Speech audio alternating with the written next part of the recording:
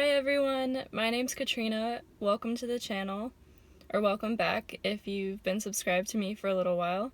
I would love it if you like this video and if you subscribe. I make content about spirituality and personal development, and so I would love if you would join me and we can make a little community on here. So today I will be talking about relationships and how we can have healthier relationships by becoming more conscious and having more present moment awareness, and how the lack of these things can lead to a lot of dysfunction in relationships. And I'm also going to go over what the ego is, what it means to be identified with your ego, also how these things all tie together in terms of a relationship, and what a healthy relationship would look like between two individuals that are conscious and have understanding of themselves and just awareness. You'd be surprised how much just being aware of your thoughts and emotions and being aware how to overcome your ego can make the biggest difference in relationships. And so I would love if you stuck around with me to talk about these things, because I think it can help everyone a lot with their current relationships or new relationships. So yeah, let's get into it. So I think we can all say that we've experienced dysfunctional relationships or relationships in where either we got hurt a lot or we were the ones inflicting pain on the other person. And obviously neither of these is ideal and no one enjoys going through these things. But with how our relationships are currently built and what they are, like what the foundation of these relationships are, we aren't exactly set up for success. And that's why I'm making this video. I just feel like these things need to be addressed to save ourselves pain, to save others pain, and just also create an environment where you can be your partner's best asset in terms of growth and becoming more aware of yourself, understanding more about yourself, because relationships kind of serve as a mirror.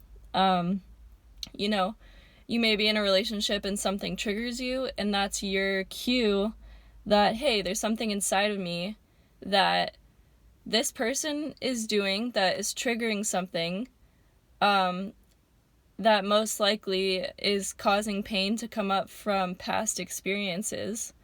And so that's why it's so important to be aware of our thoughts, our feelings, any programs we have from the past that we're allowing to play out in our present reality through our thoughts and emotions. Because when you're entirely being run by your ego, and, you know, if you don't even know what that is, what happens is you're always viewing what's happening currently to you. You're always viewing that through past conditioning that's entering your present moment through your head in the form of thoughts. And so that's not ideal because, you know, we want to be seeing each moment as almost new. We don't want every experience to be tainted by pain that we've had in the past, because then that pain gets brought into the present and kind of forms this vicious cycle of being replayed and replayed until we can become aware of these patterns within ourselves. So first, let's label and explain what I mean by the word ego. So what I mean by that is when you're living through your ego, you're living entirely identified with your thoughts and emotions. And so your ego mostly functions outside of the present moment. So it'll be thoughts about the past, which usually cause, you know, depression, anxiety, or not, no, depression, feelings of guilt, just a lot of negativity usually. Or your ego functions by projecting into the future, which can cause anxiety and just never feeling like you've arrived, never feeling like you're good enough, or never feeling like you are where you need to be in life. And so you're constantly grinding, constantly projecting yourself into the future. So that would be like the prime example of living in your ego. There's not really an awareness of the present moment. And the problem with this is that when you're in the past or the future, like I said, there's all those negative emotions with those things, and you're missing the present moment. You're always missing where you are right now. And when you can become present, there's so much peace that's accessible for you. And so on the opposite hand, someone that's not living from their ego would look like someone who's aware of their thoughts and emotions, but they're not identified with their thoughts and their emotions. So what happens is, your thoughts come up during the day, and someone that is aware of their ego and is trying to function outside of it, the thoughts come up and they address them by just literally just being aware of it, like creating, like almost like you're watching a cloud drift through the sky, like you're aware it's there, but they won't follow the thought and they won't engage it. So they just let it come and go out of their mind. And same with feelings, your feelings arise, you feel them, and then you're able to release them and continue on with your day. And that would be someone who's not living out of their ego, who has more awareness and has more understanding of why it's so important to function in the present moment and not get caught up in the past and not project themselves into the future. So you can imagine when these two people come together that already have dysfunction on their own and are ruled by their ego and do not have awareness or understanding of themselves. When these two people come together, it kind of magnifies this effect. It magnifies the dysfunction because neither of them have access to peace. Neither of them have access to enough understanding to be able to see what triggers them, to be able to understand their traumas and how the traumas come up into the present moment and into the relationship. And that's a big problem because, a lot of us carry around a lot of trauma and a lot of pain from the past. And if it's not dealt with, what happens is we get into a relationship and these people trigger things within ourselves that force us to look at these traumas. And if we're unconscious, what usually people do is that they run from these feelings because they do not have an understanding of how important it is to release these emotions and not suppress them.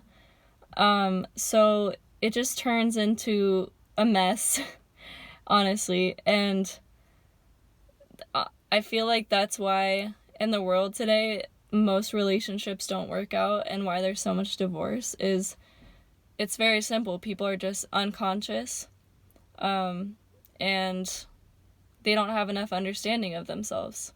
And another reason why when we have two individuals run by their ego come together into a relationship and it causes dysfunction is because the ego in and of itself is very selfish.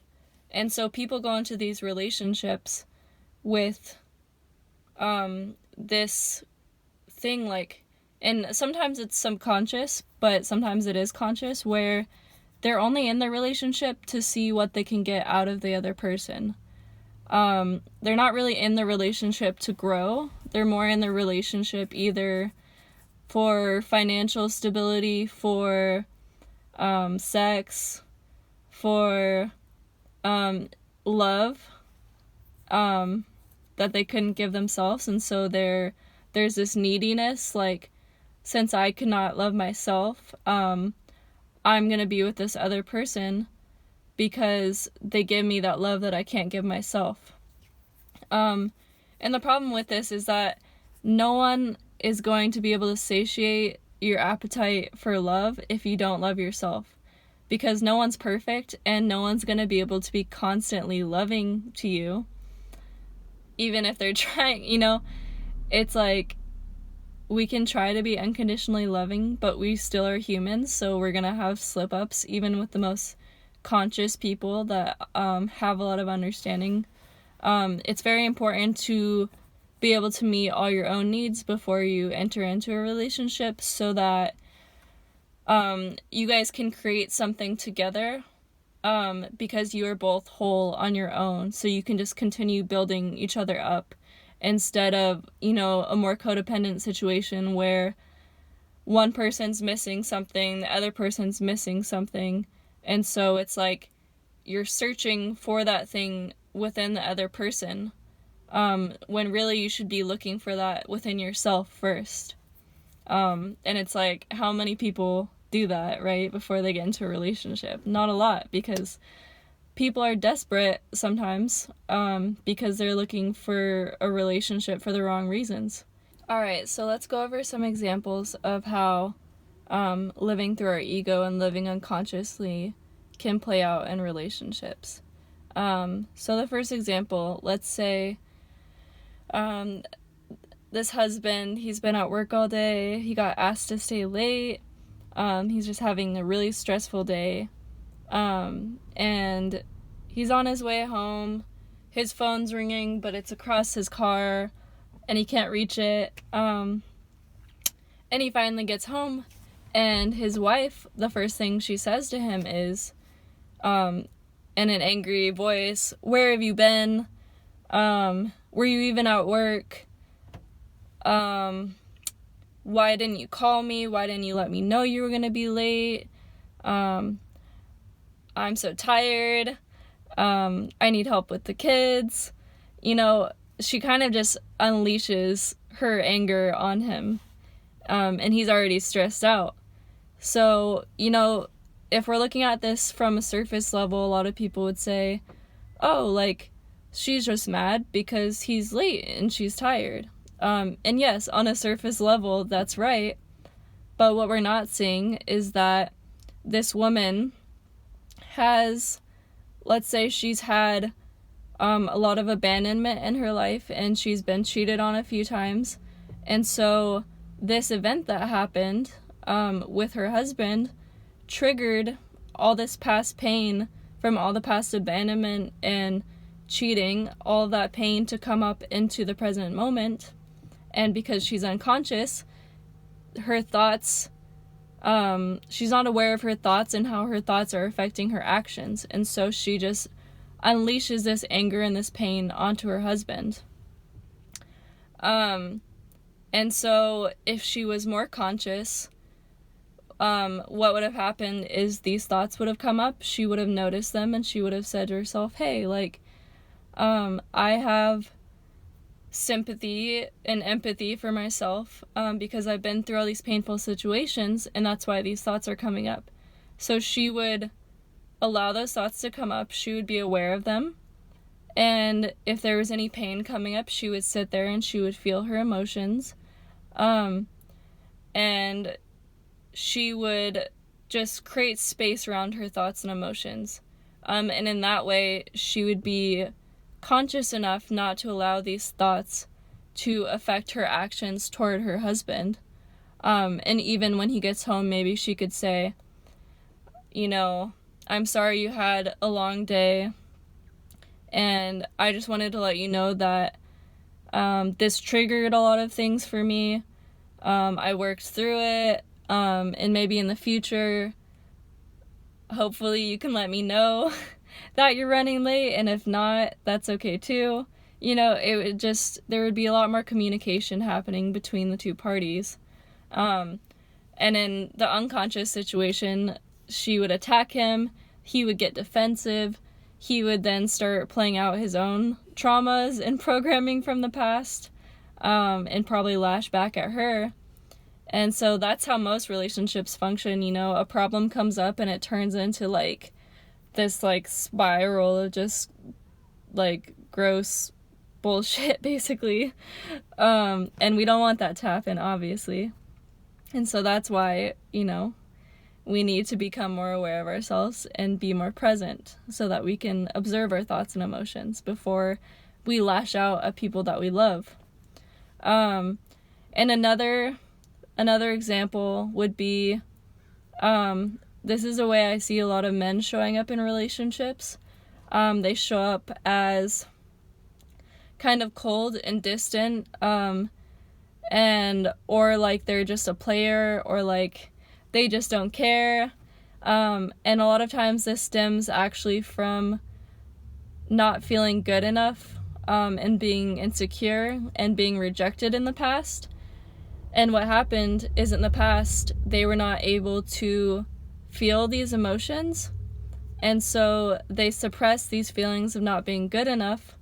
And because that they don't want to face these emotions, they put on this facade like they don't care, like they don't need love, like just in not a very ideal way. And so until this person is able to feel their emotions from the past and feel their traumas and become aware of these things, they're going to either be in relationships where they push people away, or they won't be in any relationship at all. They'll just have like casual encounters with people, and they'll never get very much intimacy, which we all need as human beings. Like, you can pretend all you want that you don't need that, but we all need that. We all want to be loved, and love other people. And so also in that kind of relationship, if they do have a partner that they love, if this partner gets too close to them, that will trigger them to run away, because it brings up all those fears of being rejected, not being good enough. And so instead of being rejected first or being broken up with, they will break up with the person first, and they will run away to protect themselves, because they don't want to feel those emotions that they felt in the past of being just vulnerable, really. So those are a few examples. So on the opposite end of the spectrum, what would a healthy, conscious relationship look like? It would look like two people who have gained a lot of awareness of themselves and are able to stay present before they even entered into the relationship.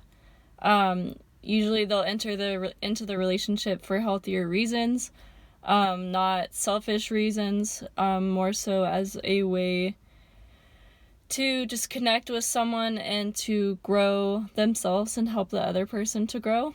And these people will be able to communicate more clearly because of that understanding of themselves. They'll be able to be aware of their triggers, and be able to navigate them better. And they generally will just have more empathy for the other person in case they do become unconscious and slip up. They will be there to support them and kind of lead them back to more consciousness, more awareness in the present moment. So that would be a very conscious, healthy relationship. So you might ask, how do I become more conscious? How do I become more aware of the present moment? How do I gain more understanding of myself so that I can show up in a relationship in a healthier way? And honestly, I would say the very first step is to start meditating if you don't meditate already, because this allows you to kind of see the way your thoughts are patterned, like what kind of thoughts come up in your head, and so that you can be aware of them. And over time, through this, you're going to gain more understanding of the way that your mind works, and the way that your traumas might come up in your mind. That, and also just even, because obviously you can meditate with your eyes closed, sitting there, and that's awesome, but also just practicing meditating when you're doing everyday things, because that's a little bit more difficult, because it's easier to be unconscious when you're distracted by a lot of things, and to get triggered by things. But that's really when you want the most consciousness, is when you can be triggered by things, when you're not just sitting by yourself in a quiet room. So yeah, just be aware of your thoughts throughout the day. Try not to judge yourself for having the thoughts that you have. And then I would say the second thing I would say is feel your emotions. If you have any suppressed emotions, you need to feel them and stop suppressing them. Give yourself enough love that you allow yourself to feel these things, so that you don't hold these negative energies in your body anymore, because that in itself, even on your own, is going to cause you a lot of pain, because it's hard to suppress emotions. Like, to suppress these things, it's like we need food, we need drugs, we need alcohol, we need other people. It's like it's constantly like you're running away from these things. So just allow yourself to stop running and to sit with emotions that you have and allow yourself to release them. So my camera cut out, so we moved to my room and I'm about to go to sleep, so I look a lot different now. But the third thing I was gonna say, to being able to show up more consciously in a relationship and thus have a more successful relationship, would be to connect to the inner stillness that you have within yourself. Make it a priority to learn how to connect to that peace, and the stillness that's beyond your mind, basically. And then when you have harder things come up in relationships and you get triggered, you'll be able to find that space before you go into like a reaction mode. So that's very important. And the final thing I would say is learn how to love yourself. And I'm definitely going to make an entire episode about this, like in depth. But for now, I'll just say that find out what your needs are, make sure you're meeting those needs, and just be more sympathetic towards yourself. Just find ways to be proud of yourself, find ways to lift yourself up, find ways to give yourself affection, and yeah, just find who you really are, beyond how you may identify yourself currently, like your achievements, your past, your this and that. You know, you're not those things. So find your true power and love yourself, and your relationships will go a lot better. Also, just accepting yourself is a form of loving yourself, because you need to be able to accept every part of yourself, even the parts that may feel embarrassing to you or may feel shameful or whatever it is. It's like you need to integrate all those parts within you so that you're like a cohesive whole person with all your parts on board. No parts left out, no parts rejected. You know, you gotta love all the different parts of yourself. And that is all I'm gonna say for today. Thank you all for watching this. I appreciate so much